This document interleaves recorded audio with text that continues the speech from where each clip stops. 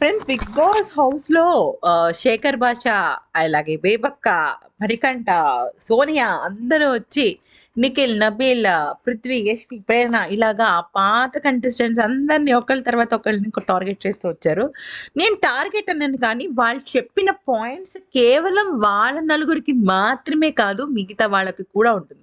'శేఖర్ భాష' ప్రేరణతో ఒక మాట అన్నాడు. ఏంటంటే ఆ రోజు నిన్ను నిఖిల్ గట్టిగా పట్టుకొని లాగినప్పుడు, నిఖిల్ అంత చేసినప్పుడు, "నువ్వు గౌతమ్‌ని ఎందుకు నామినేట్ చేశావు?" అని చెప్పేసి చెప్పాడనమాట. అయితే అడిగాడనమాట. ఇక్కడ నేను ఇంకొక పాయింట్ చెప్తా.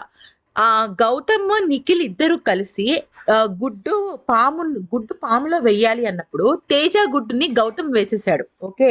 దానికి తేజ లైవ్‌లోనూ ఏడ్చాడు, ఎపిసోడ్‌లో కూడా ఏడ్చాడు. మరి నెక్స్ట్ వీక్ పెయింట్ నామినేషన్స్ వచ్చినప్పుడు తేజ యష్మిని ఎందుకు నామినేట్ చేశాడు? గౌతమ్‌ని కదా చేయాల్సింది. గౌతమ్‌ని ఏమని నామినేట్ చేయాలి?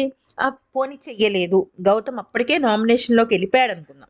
కానీ ఆ పాయింట్ తను పెట్టాలి గదా! తను ఏమని పెట్టాలి? నేను యాక్చువల్లీ గౌతమ్‌ని నామినేట్ చేసుండేవాడిని. ఎందుకంటే నా ఎగ్ ఇది కూడా లేకుండా చేశాడు. కానీ నేను యష్మిని నామినేట్ చేస్తున్నానని చెప్పేసి ఎందుకు చేయాలి? ఫస్ట్ యాక్చువల్లీ గౌతమ్ నామినేట్ అయిపోయాడు ప్రేరణ విషయంలో. కానీ తేజ గూడా ఆ పాయింట్ తీసుకురావాలి గదా! ఇప్పుడు విష్ణుప్రియని నా మనసు చివుక్కుమంది అని జెప్పేసి చెప్పాడు. ప్లస్ రోహిణిని నామినేట్ చేసినప్పుడు ఒక పాట్ నామినేషన్స్‌లో అదే తేజ నేను అందరికి ఒక విషయం చెప్పాలనుకుంటున్నాను. టాస్క్ ఆడితేనే కాదు ఏదైనా ఒకటే అని అన్నాడు. అంటే తేజ, అవినాష్, రోహిణి వీళ్ళు ముగ్గురు వాళ్ళ కోసం ఆడితే అది గ్రూప్ గేమ్ కాదు. కానీ ప్రేరణ, నిఖిల్, పృథ్వీ, యష్మి వీళ్ళు ఆడితే మాత్రం అది గ్రూప్ గేమ్. ఏం లేదు ఫ్రెండ్స్, బిగ్ బాస్ వాళ్ళు కన్నడ, తెలుగు అన్న వేరియేషన్ వచ్చినప్పుడు కన్నడ వాళ్ళని ఎక్స్పోజ్ చేయాలి అంటే పాత కంటెస్టెంట్స్‌ని తీసుకొస్తే తప్ప వీళ్ళు ఎక్స్పోజ్ అవ్వరు. వీళ్ళు అంటే పాత కంటెస్టెంట్స్ ఎలిమినేట్ అయిపోయిన వాళ్ళకి ప్రతి ఒక్కళ్ళకి పాయింట్స్ ఉంటాయి. ఎందుకంటే వాళ్ళ ఇంటికెళ్ళి పాత ఎపిసోడ్స్ రీచెక్ చేసుకుంటారు. ప్రెజెంట్ నడుస్తున్నది చూసుకుంటారు. ఖచ్చితంగా అక్కడ మిస్ ఫైర్స్ ఉంటాయి. అలా అనుకుంటే ప్రతి ఒక్కళ్ళకి ఉంటాయి. అవినాష్ గౌతమ్ దగ్గరేమో ఏవి మాట్లాడకుండా ఉంటాడు. మళ్ళీ తర్వాత బ్యాక్ పేచింగ్ గౌతమ్ మీద చేస్తాడు. అలాగా అయినప్పుడు మరి శేఖర్ భాష అవి కూడా తీసుకురావాలి కదా points.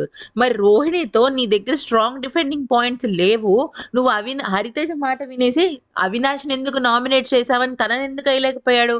At the same point ఏంటంటే బయట వాళ్ళు కూడా కన్నడ బ్యాచ్ అని చెప్పేసి వాళ్ళని టార్గెట్ చేసి తెలుగు తరఫున వచ్చిన గౌతమ్‌ని వాళ్ళని సపోర్ట్ చేస్తారు. అంతేగాని ఇక్కడ బిగ్ బాస్ గేమ్ అయితే మాత్రం అందరూ ఒకలాగే ఆడుతున్నారు.